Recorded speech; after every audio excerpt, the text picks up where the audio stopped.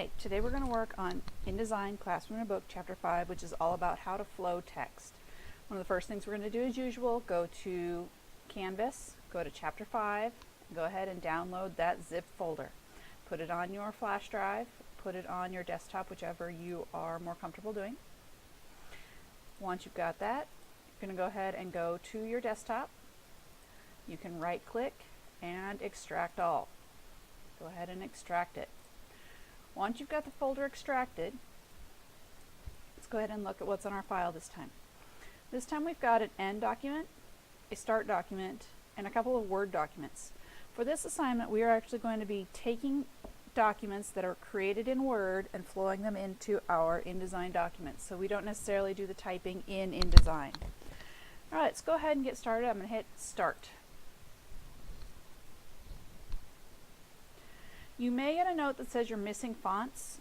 Go ahead and tell it to sync any fonts missing through the Adobe Typekit if you do see that that issue is happening. Alright, let's go ahead and start by changing the name of this file. So we're going to File, Save As. And instead of Start, we're going to go ahead and call it Flow Text. It's important to learn how to flow text because it makes it a lot easier to control how your elements are laying out in your magazine without having to try and manually adjust all those different columns and elements. Alright, so one of the first things we want to do is go to View, or Type, and we want to see the hidden characters, so Show Hidden Characters here at the bottom. You'll see that we'll see all of the end paragraphs, we'll see the spaces, but we'll get to see a lot of the different elements that we don't necessarily see. Some of those can cause overset text and other items. Helps us to format and place the text. One of the first things we're going to work with is this element right here, which is this green call out. So I can go ahead and hit my zoom. I'm on my selection tool. I'm going to hit Z for zoom and double click, and I can zoom in. I can use my sliders at the bottom. Alright, so what we're going to do is do File. We want to make sure we have that element selected so we know where we're going to put it. We're going to go File, down near the middle, and Place. Alright, we want to do Replace Selected Item as On, and we want to grab this one that says museumstats.docs. And we're going to say Open. And because we had it selected, it went ahead and put the information in. Had we not had it selected, I'll show you that. We would go File, Place, Museum Stats, Open, and we'll get a loaded cursor. So that way it lets us go ahead and determine where it's going to go that way. Alright, so now I've placed in this text. You'll notice that we do have overset text. We've got some problems going here. We're going to go ahead and push Save for now, and we're going to do a few more things to it. And the first things we're going to do is apply a paragraph style, which is a pre-established style to make it easier to format the text instead of one little bit at a time. We're going to go ahead and go to the Type tool. We want to click in this hotspot area. We want to go to Edit and Select All. So it's going to select everything, even the stuff that's in the overset text section.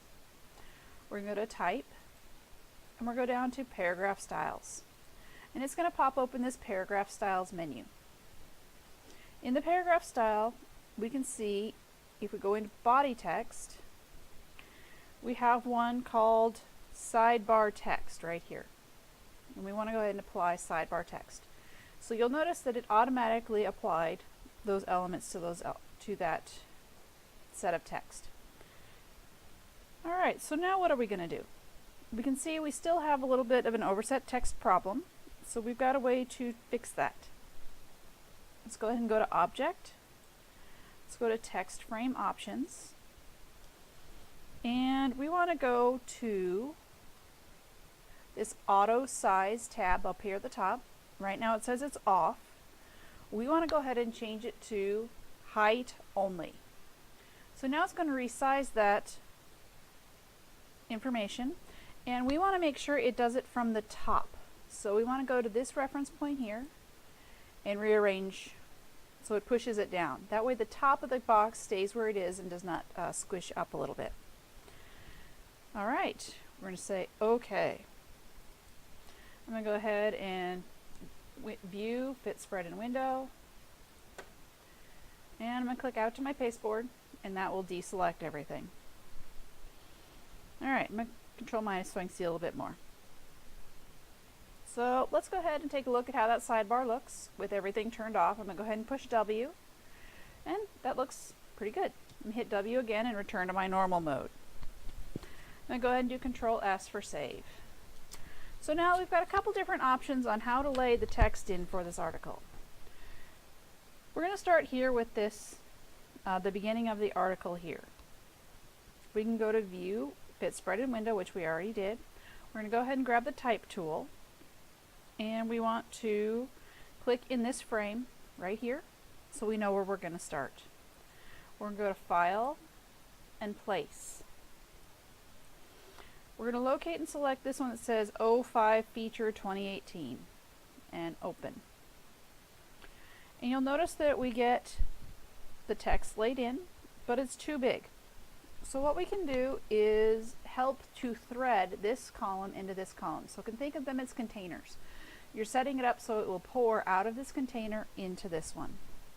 We're going to grab our selection tool, hit the plus sign, and click here into this next box.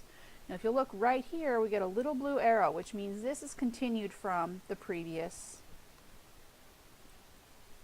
text box.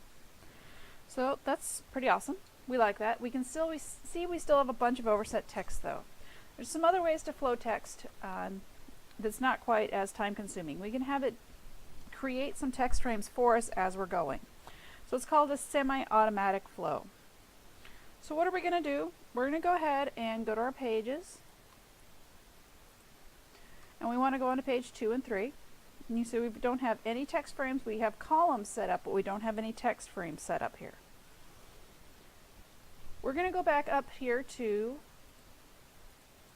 our out box right here and click so we get that loaded cursor. Let's double click down to 2. And it's going to say, okay, where do we want to put it? Well, we could do it, click it here and click manually, or we have a couple of other options. We're going to hold down Alt and click, and you'll see that I don't get the out box this time. I'm going to go ahead and put this other one in. Now notice how I did it halfway down. I didn't line it up at the top, so it didn't give me a text frame all the way at the top. So if you hit the Alt, it kept your cursor loaded. We didn't have that overset text. It automatically moved it here. Because I didn't have Alt, I now have that overset text. So we still have some other text. I'm going to go ahead and push Control S to save that. So how can we do this automatically? If we know we've got a lot of text, we don't want to have to mess with it. What are our options? Well, of course we have a few because this is Adobe. We're going to go ahead and hit our Type tool. We're going to go to the first page right here on the right. And we're going to go ahead and drag a text frame from one corner down to the other. So we're filling up that column right there. Now, while we're holding, we are going to hit, we're actually going to cover both pages.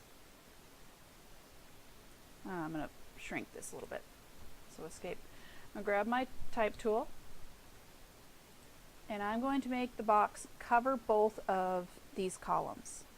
But before I let go, I'm going to go ahead and hit my right arrow key one time, and see if the more I hit the arrow key, the more columns it will make. So we're creating one box with 2 columns in it. So that works pretty well. We're going to let go. We're going to go ahead and grab our selection tool. Go grab some text from here, grab that overset text. So we get a loaded cursor. And click into those boxes we just made. So you see how it automatically, instead of having 2 separate columns, we now have one box with 2 columns in it. which works pretty well. So what are some other things that we can do? Let's go ahead and click outside, so we deselect everything, Control S to save. So what if we want it to flow automatically? We can auto flow the text. So let's go ahead and do our, down here at the bottom, we've got our page numbers, we've got the next spread. So we've got this one with the bicycle and a little bit of information on the top. So what we're going to do now is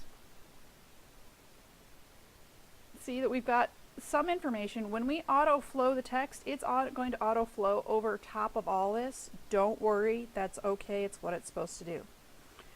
Alright, so let's go back to our pages. We know that we left the overset text here on page 3. We're going to go ahead and get our loaded icon, loaded cursor, and jump down to page 4. Alright, we're going to put this exactly where the margins meet.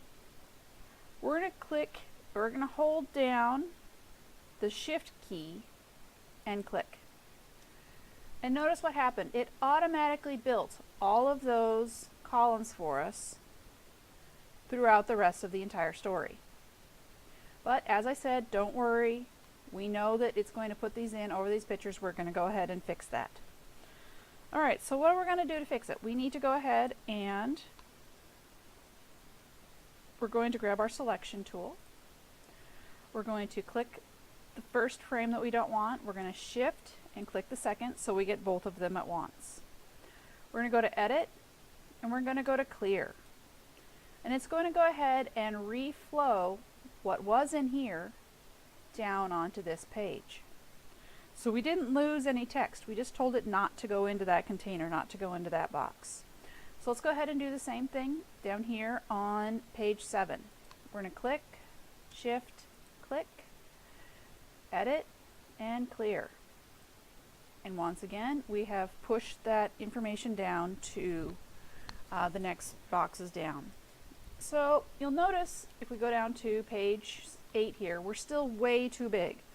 Part of that is because we have not applied a style to the text. Obviously our article would never be this large. So what we're going to do is come here to the beginning. I'm going to grab my text tool, start here with When I Asked Alexis. We're going to go to Select All, so you can go to Edit, Select All, or do Control A, and it's going to select all the text through the entire story. That's one of the great things about using threaded boxes, is because it will select all those multiples. If you only put it in one column or one text frame, you're going to have to do this multiple times.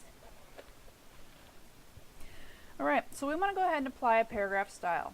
Go to Window, Styles, Paragraph Styles. You may or may not have it docked over here on the side. And we want to go ahead and style it to Body Paragraphs, which is right here.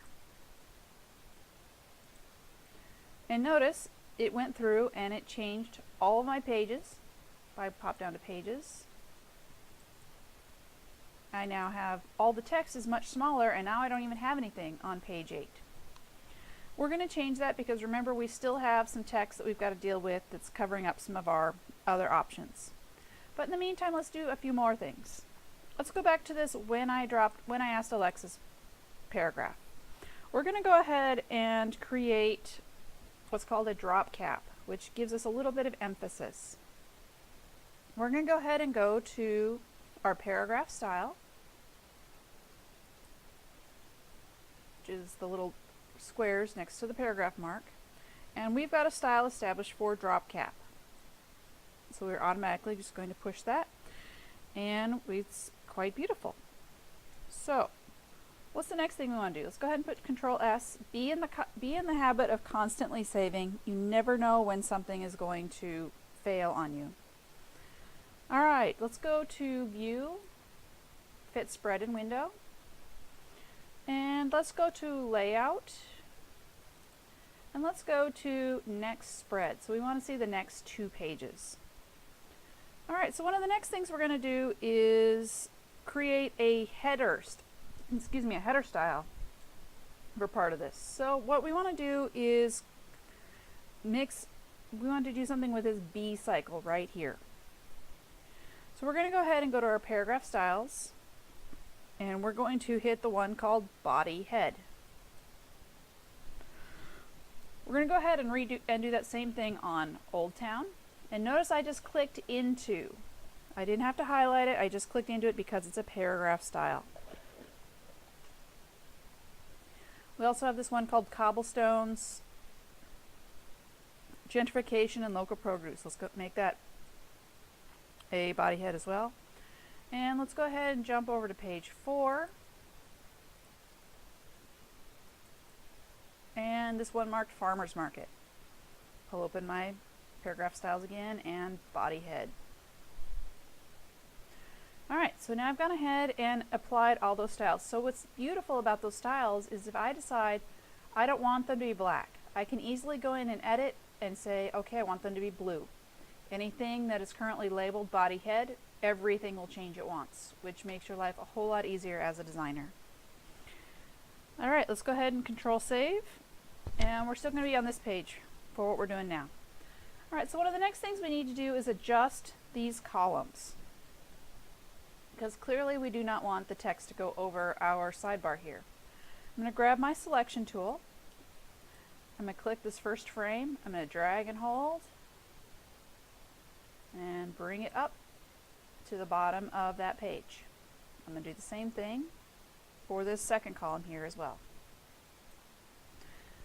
So now you see we've got Scottner marks, and how can this be as bad? And Farmers Market has jumped to the other page, which is what we wanted to do. Alright, let's go ahead and push file, save again. So what are some of the other things we can do? We want to go ahead and add what's called a jump line page number. So it's one of those continued on page type of things. So let's go ahead and go to our pages. Let's go to page 1. And we want to let people know that this story is going to continue on another page, which is something you'll do when you have multiple page articles. So let's grab our type tool. We're going to go ahead and on the pasteboard, we're going to drag a box. And then we can go ahead and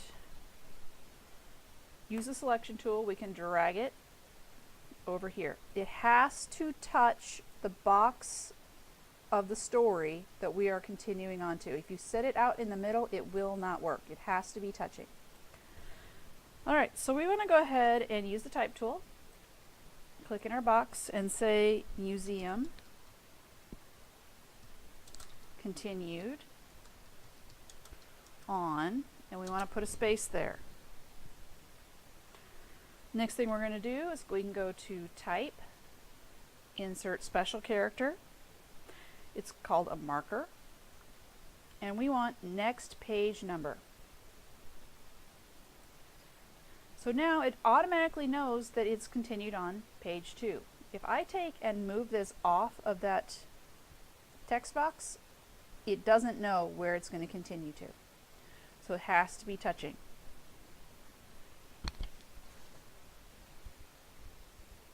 Alright, so that museum continued on is kind of big and ugly and a little bit obnoxious, so we want to go ahead and make it a little bit prettier. Let's go to our paragraph styles again, and let's go ahead and grab the one. Let's see, what do we want to call it? Continued to from line. So it's in the one mark folios. Continued to from line. And that's pretty much all there is for this lesson. You can hit W and do your view, fit spread in window.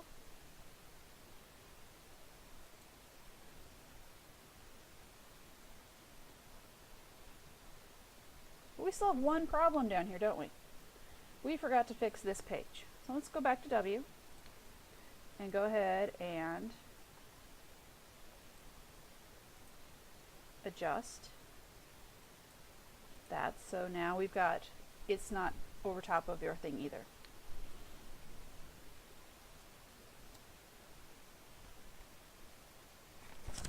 And if we want to, we can delete that extra page. We can go down here to page 6 or page 8, hit the trash can. We want to say yes. And we've got the whole thing. Alright, so what do we do next? We have to file and package. So file, package. We have no errors. I'm going to say package. Yes, continue to save. Continue. We want to make sure it's in chapter 5 and it's first initial, last name, classroom InDesign, classroom in a book, chapter 5, packaged, and then package it. From there you'll go to your desktop where you did it, right click, and then send to, compress zip folder, and make sure you're turning in this zipped folder. That's all for lesson 5.